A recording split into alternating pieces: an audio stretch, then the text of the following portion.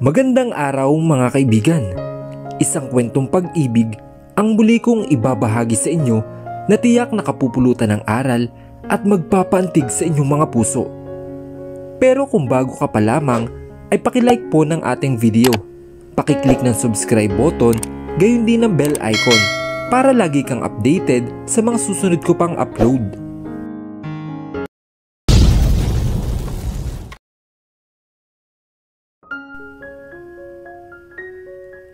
Umawa ang kanyang mga labi sa gulat na makitang magkasalubong mga kilay na Inende Franco ang tawag at matalim siyang tiningnan na para bang may gawa siyang kasalanan dito. Akin na yan. Tinangka niyang agawin ang kanyang cellphone kay Franco. Ngunit dahil sa tarantado si Franco, inalayo pa nito iyon sa kaniya. Ibalik mo yan. Hindi naman yan sayo. Pilit niyang inaagaw ang cellphone niya dito na panay ang layo nito sa kanya. At dahil matangkad ito at malaki ang katawan, ay mistulas siyang batang paslit na halos maglambitin sa katawan nito. Boss, akin na yan cellphone ko. Kulang na lang ay pumadyak sa inis at halos tadyakan ang lalaki. No!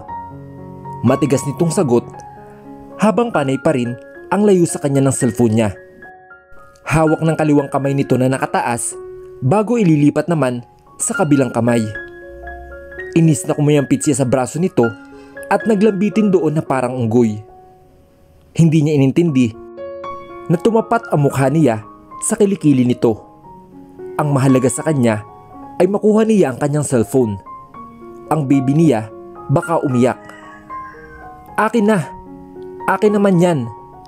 Matinis ang kanyang boses at naglambitin pa.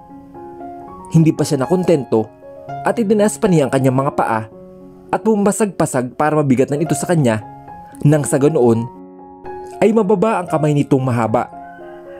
Subalit sadyang makuna talaga si Franco dahil mas itinas pa nito ang cellphone niya.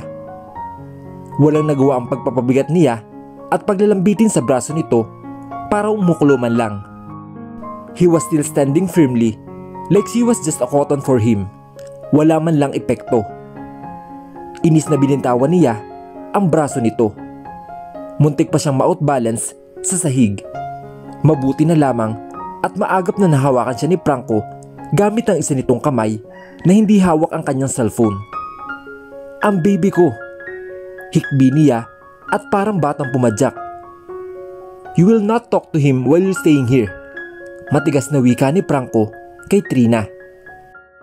Muli siyang pumadyak at inis na kumamot sa kanyang pisngi. Bakit naman? My training was done for this day.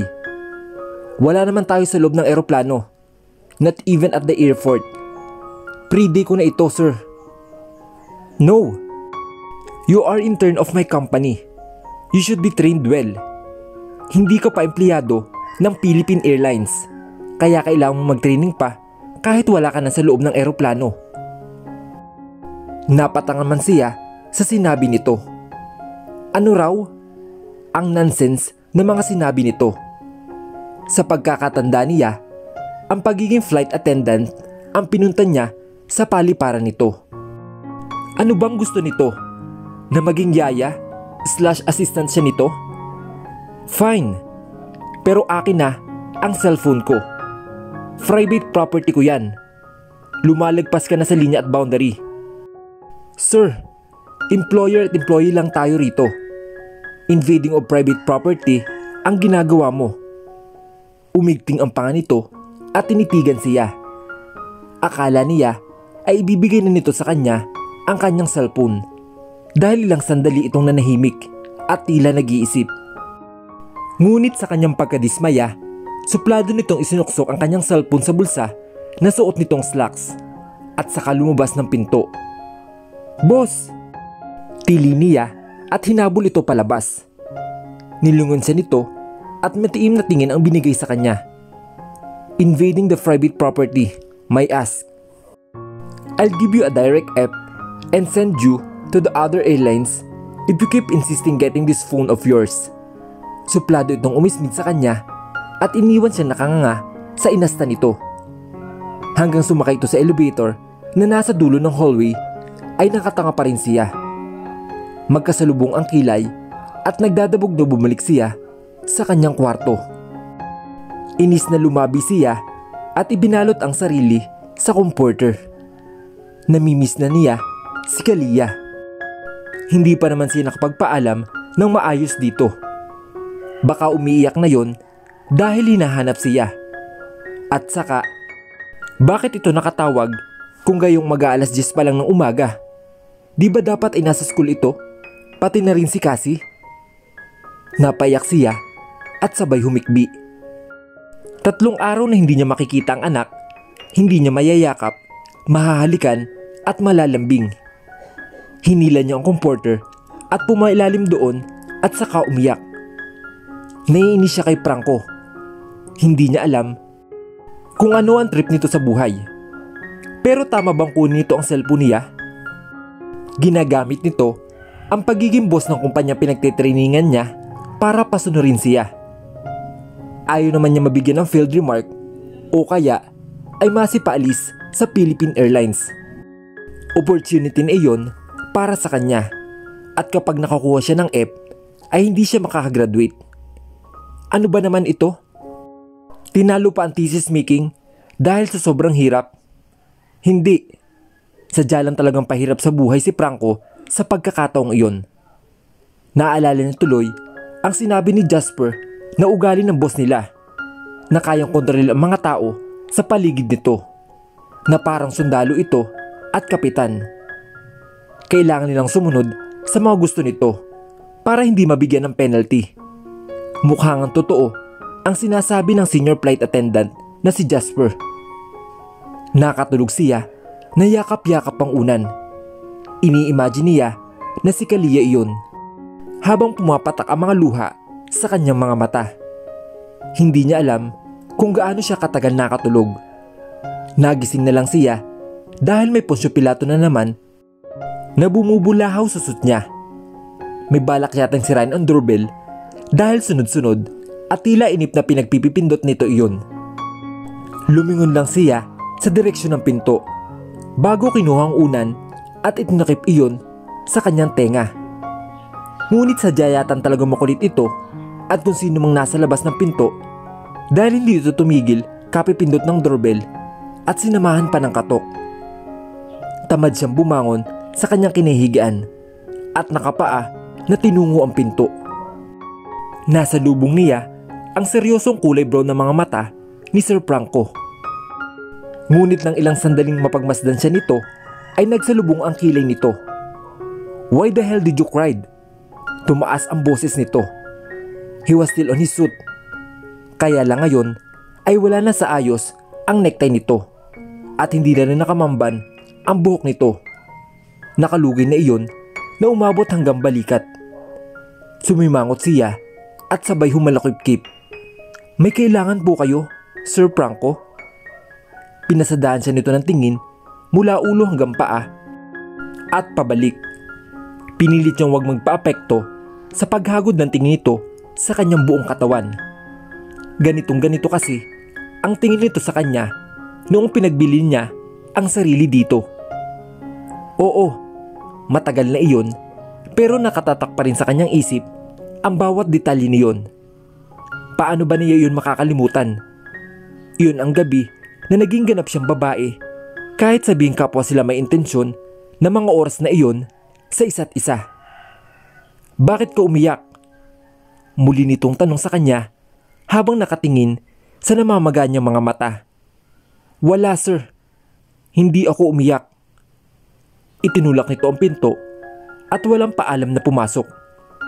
Ito na rin mismo ang nagsara ng pinto bago pumamewang sa kanyang harapan.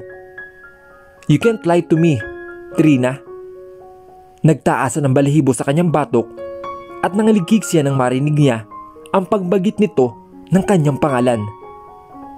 Her name rolled in his sleep like it was a casual yet sensual. May ibang hatid sa kanyang sistema ang tunog ng kanyang pangalan nang isinatinig nito iyon. "Akin na nga po kasi ang cellphone ko. Yung baby ko." Gusto na naman niyang maiyak.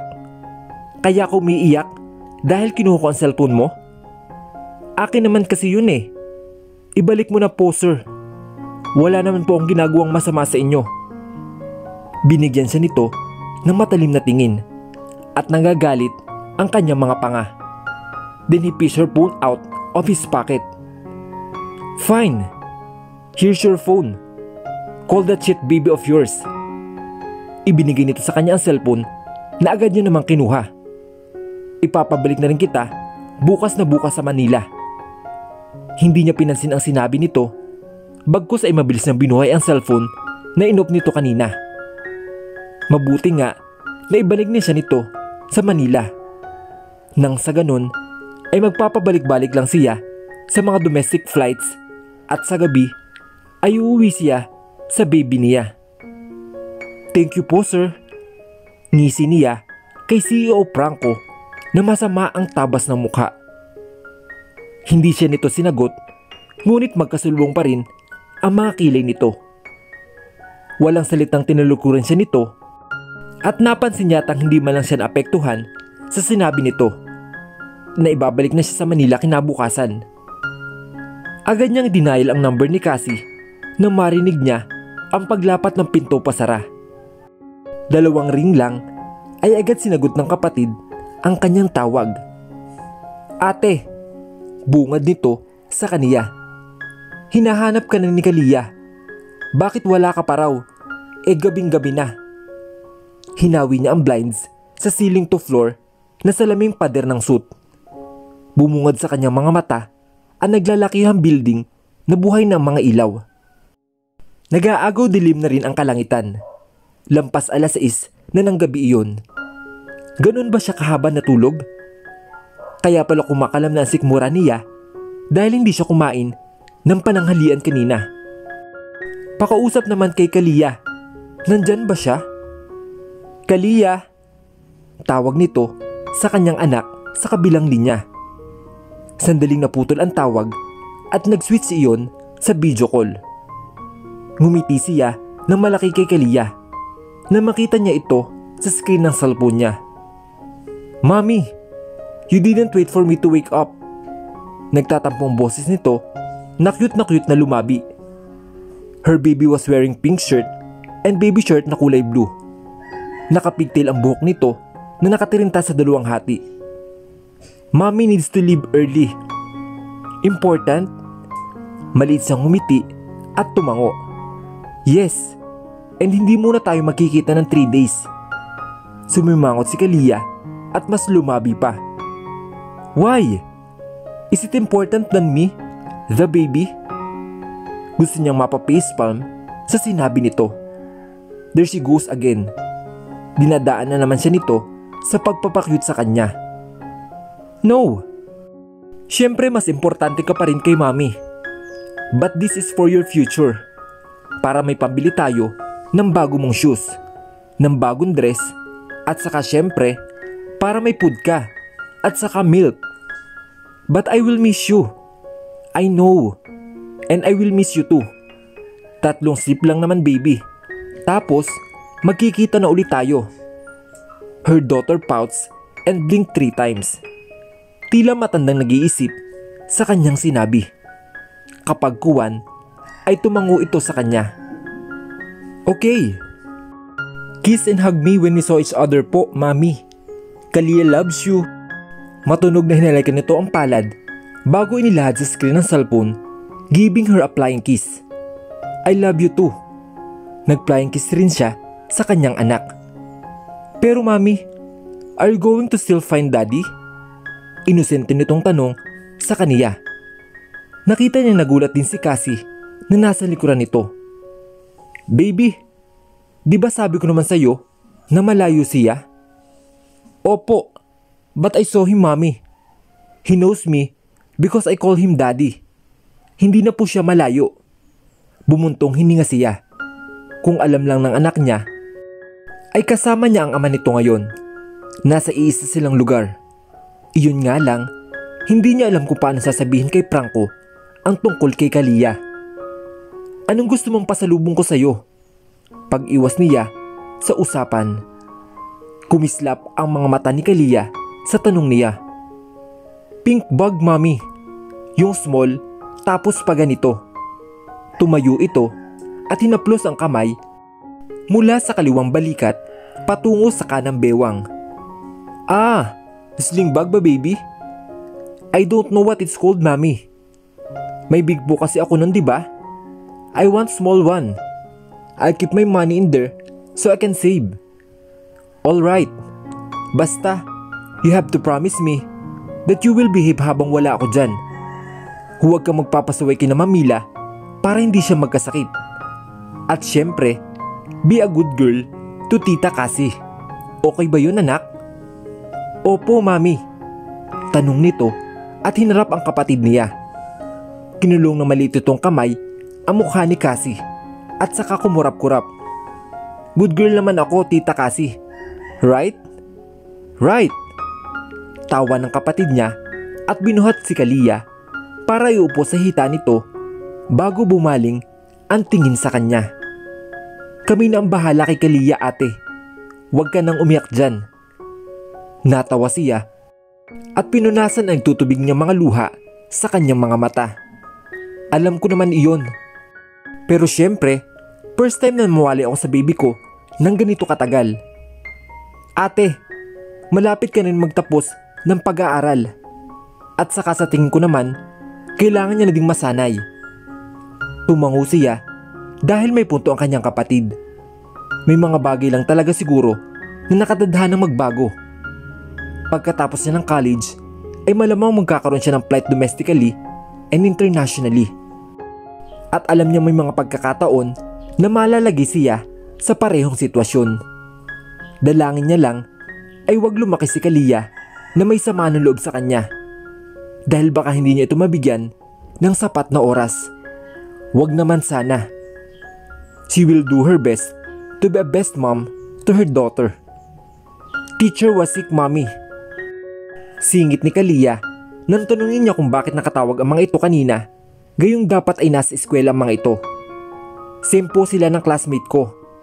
They have fever po, sabi po ni Kuya Guard. Kumusta raw si Casey? Si Cassie ang tanunong niya. Hindi ko pa siya natatawagan eh. Walang sinabi, ate. Pero yung batang classmate ni Kalia ay dengue raw. Mabuti na lang ay nagpapasa na lang requirements sa amin, kaya hindi na ako pumasok para samahan si Kalia. Ilang sandali pa silang nagkukwentuhan ng kanyang kapatid. Panay naman ang singit ni Kalia habang ang mama niya ay kumuway sa kanya na kadarating lang. Kalia gave her flying kiss again before they decided to end the call. Tumayo siya sa pagkakaupo sa kama at nalipitan ang kanyang maleta. Kumuha siya ron ng damit pamalit at mabilisan na nagpalit sa banyo. Chinek niya ang pera sa kanyang wallet. Malay ba niya kung libre ang pagkain nila sa hotel? Ang alam niya lang ay accommodation ang suit ang libre. Kung may kasama silang iba pang babae na flight attendant, ay malamang ka-roommate niya iyon. Lumabas siya ng kanyang suit, dala ang maliit na bag at cellphone. Nagtanong siya sa nadaanang stop kung saan ang restaurant ng hotel na tinuro naman ito sa kanya. Mga kalinsing ng kubyertos at nakakagutom na aroma ng mga bagong lutong pagkain ang sumalubong sa kanya nang pumasok siya sa restaurant. Tumunog ang kanyang tiyan at halos maglaway siya na makita ang mahabang mesa na punong-puno ng pagkain. It's a buffet for all. Kasama na sa accommodation ng hotel ang food service. Nilingon niya ang sekretary ni Franco na formal pa rin ang aura na nakatayo sa likod niya. Napakamot siya sa kanyang pisngi. Sorry, hindi ko na nahintay ang mga kasama natin. Gutom na kasi ako. It's alright. You didn't go out for lunch. Just enjoy the nearest beach and resort while the pilots are out to stroll around. Tumango siya. That made her think na mamamasyal na rin lang sa lugar. First time niya makapunta rito, kaya susulitin na niya. Ikaw, kumain ka na? Not yet. I'm going out. I'll meet my best friend. Pumunta lang ako rito para ibigay ito kay Sir Franco. Itinaas nito ang hawak-hawak na kulay brown na envelope. There he is. Nilingon niya ang itinuro nitong mesa. Nakatingin din sa kanya si Franco. O kanina pa yata siya nitong tinitingnan. I'll just give this to sir. I suggest na mag-join ka lang kay sir kung gusto mo ng kasama.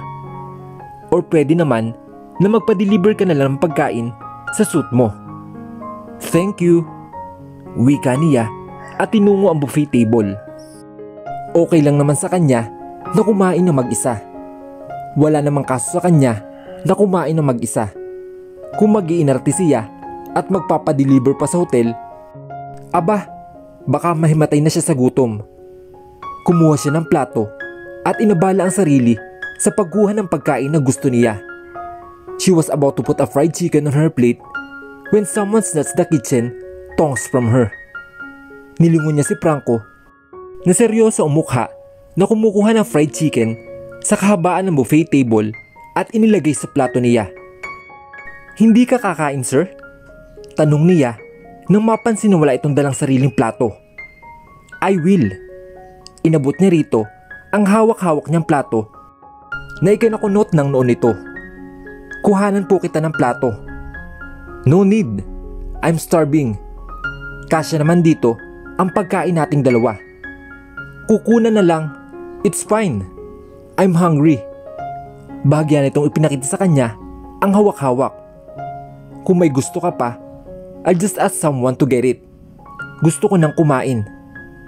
Hinawakan siya nito sa kamay na ikinapitlag niya. Voltage of electricity rush in her system again with the mere touch of their skin. Subalit, hindi katulad kanina ay hindi na siya ganong nagulat. Mahina siya nitong hinila patungo sa mga nakahilerang mga mesa. Habang nasa isang kamay nito ang plato na nag-uumapo sa dami nitong kinuhang pagkain. Inilapag nito ang daladala sa mesa kung saan ito nakaupo kanina. May dalawang tao roon na nakatingin sa kanila nang pinaghilas siya ni Franco ng upuan. Ngumiti sa kanya ang babae. Naglahad ng kamay. I'm Samantha Bernardo. Nahiyang tinanggap niya ang kamay nito. Trina Rivera po, ma'am. Naaliw na natawa ito sa sinabi niya. Just call me Samantha and drop the po. Hindi naman tayo nagkakalayo ng edad, di ba? Tumango siya at sinuklian ang ngiti ng babae. Mukha naman itong mabait at magka-level ang kagandahan nila. Lihim siyang napahagikik sa kanyang naisip. Siya kasi ay hindi head turner. Parang ayos lang. Hindi maganda, hindi rin pangit. At saka naniniwala naman siya na hindi nasusukat ang ganda sa panglabas na anyo. Bumabase siya sa ugali. Kaya ang kaibigan niya, si Laika at Jennifer. Muntik na naman siyang natawa sa kanyang naisip.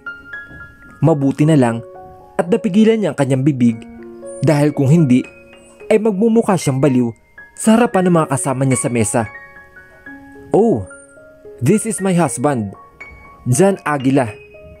Hinawakan nito ang braso ng lalaking katabi nito. Pareho ang tabas ng mukha nito kay Franco. Seryoso, tahimik at nakakaintimida. He must be the owner of Vesco Hotel that currently occupying the penthouse. Iyon ang narinig niya sa manager kanina. Nagulat siya nang itinampat ni Franco sa bibig niya ang fried chicken na hawak-hawak nito. When she looked at him, he simply tilts his head, telling her to take a bite. Akmang aagawin niya rito ang fried chicken nang inilayo nito iyon sa kaniya. Wala siyang nagawa kundi kumagat na rin sa pagkaing inumang nito sa kanyang bibig. Nahihiya pa siya at pasimpleng nagpalingalinga sa paligid para tingnan kung may nakatingin sa kanila. But it seems that people there mind their own business. Kahit ang mag-asawang kasama nila sa table ay tila may sariling mundo na magkadikit at nag-uusap habang paminsan-minsan ay hinahalikan ni Jan ang asawa sa sentido at buhok. Kaya ko namang kumain. You are really hard-headed. Bunulong-bulong nitong wika. Hindi niya lang ito pinansin at kumain na lang. Tinotoo at pinanindigan nga talaga nito ang pagsishare nila sa iisang plato. Halos siya nga lang kumain at mukhang nakakain naman talaga ito at nagpapalusot lang na hindi pa. Pagkatapos silang kumain ay nagyaya ito na lumabas sila. At dahil ayaw naman niya magkulong sa kanyang kwarto ay pumayag na rin siya. They left the hotel after she went back to her suite and say goodnight to her baby. Naka-casual jeans na lang ito at t-shirt, habang siya naman ay naka-denim skirt at manipis na sweatshirt. They strolled down the lane of the alive city. Buhay na buhay pa rin ang syudad kahit alas 9 na ng gabi. Hinayaan niya ito na hawakan siya sa kanyang kamay. She even intertwined their fingers that receive a glance from him.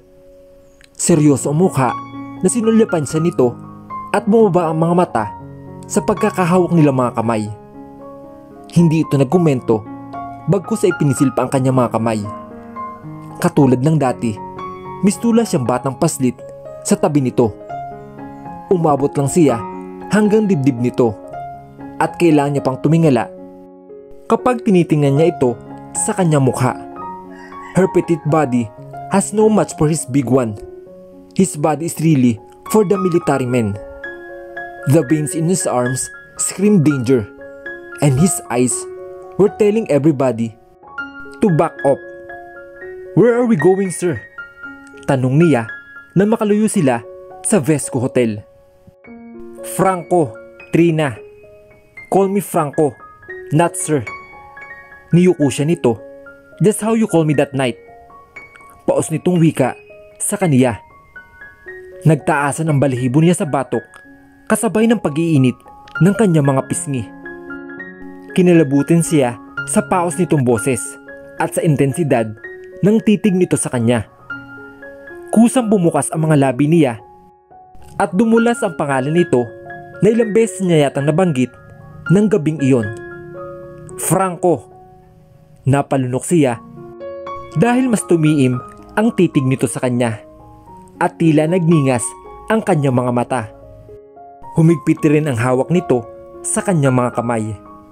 His eyes were screaming the same emotion that he had that night. Gusto niyang umatras na ayaw. Hindi na kasi inosente sa ganung klase ng titig nito at emosyon. Alam niya that he was tempted to her. He was lusting her. And damn her. Because after all these years, her body was yearning to be in his arms again. Hinawakan ng isa nitong kamay ang kanyang likod at dumuusdos papunta sa kanyang bewang. He pulled her towards him. Mahinang tumama ang kanyang mukha sa matigas nitong dibdib. Napalunok siya sa amoy nitong pinaghalong mamahaling perfume at ang natural nitong amoy. Yumuko ito hanggang sa magpantay ang kanilang mga mukha. His nose brushed against the side of her cheek to her jaw. "Strawberry," he murmured under his breath. "Addicting strawberry." Inilapit ni Franco ang kanyang mukha sa kanyang leeg, and he literally sniffed her scent.